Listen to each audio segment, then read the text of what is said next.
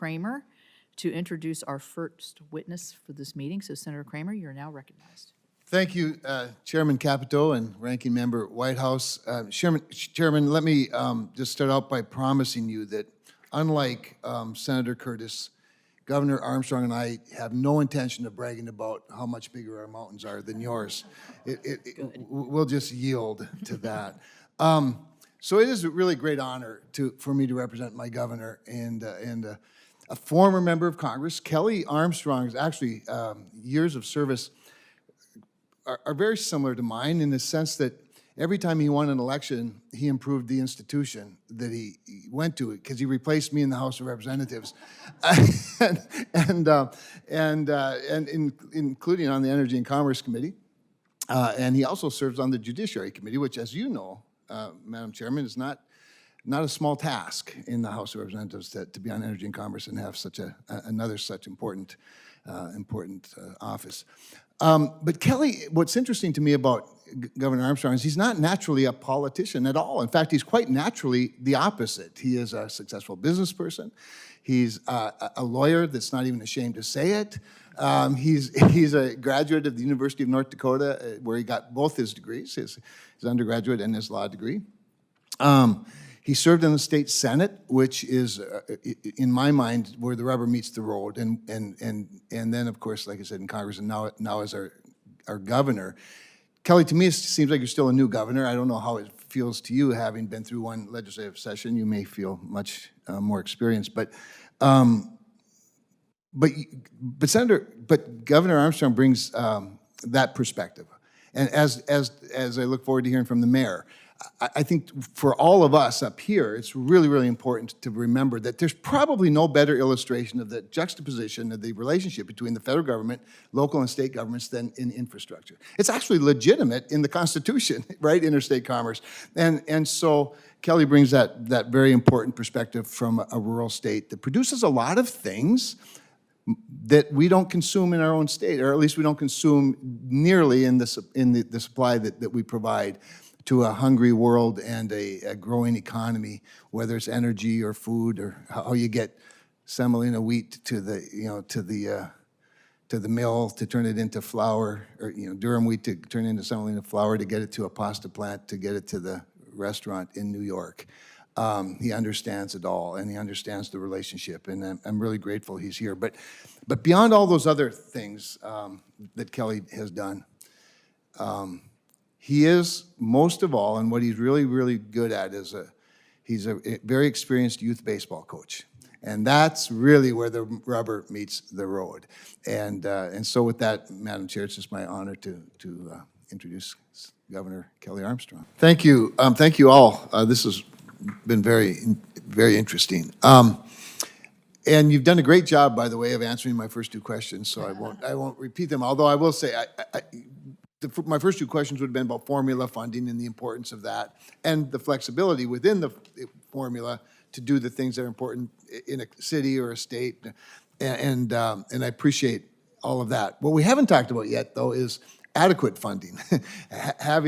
Where do we get this revenue from? And it's interesting because as you all know, we are the pay for, the pay to use system is what our highway system's built on, except it's completely dependent on people who pay gas tax, largely.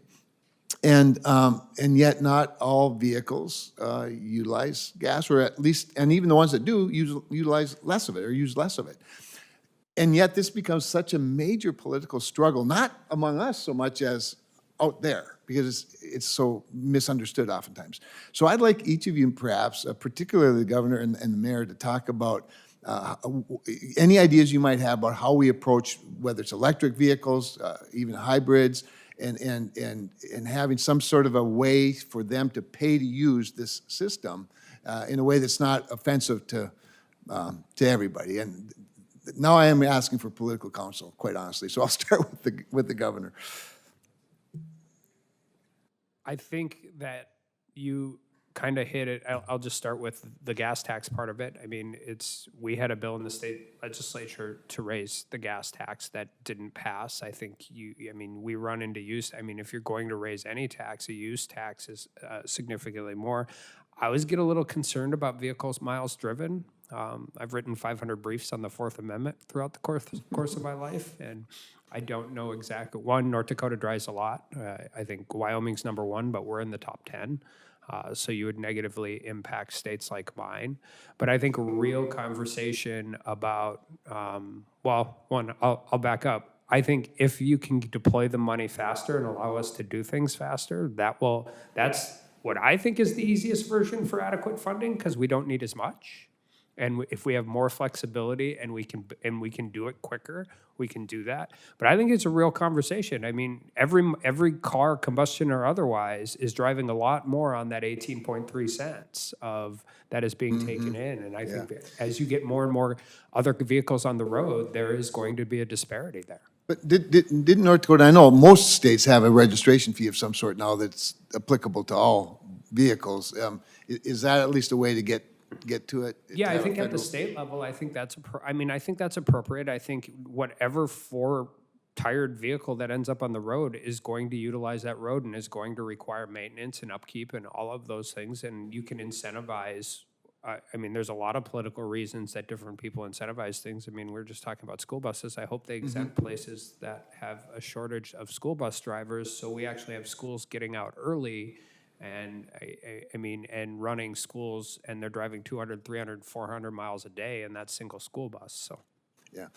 Mayor, maybe you could address the same thing, because it seems to me that with this large dependence on federal funding, it just doesn't seem right to me that certain categories of vehicles aren't paying what I would consider to be their fair share for the cost of building and maintaining these roads. Do you have a thought or a solution on that? It's important to me that we adequately fund the National Highway Trust Fund. Phoenix is a proud member of the National League of Cities, and the league has produced 7 principles around this item.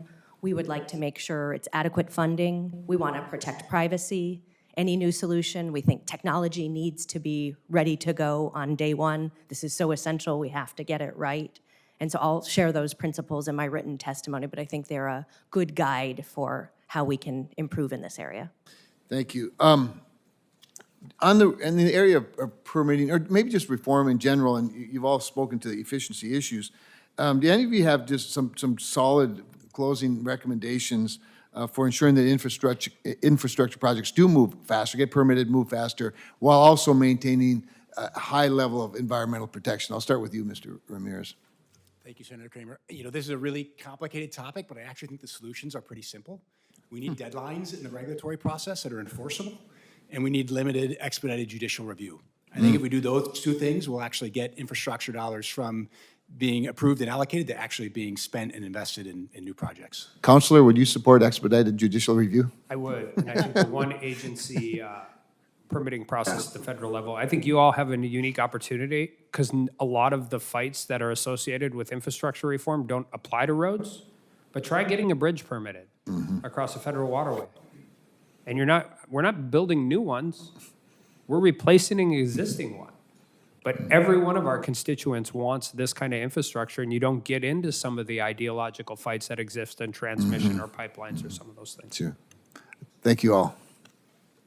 Senator Padilla.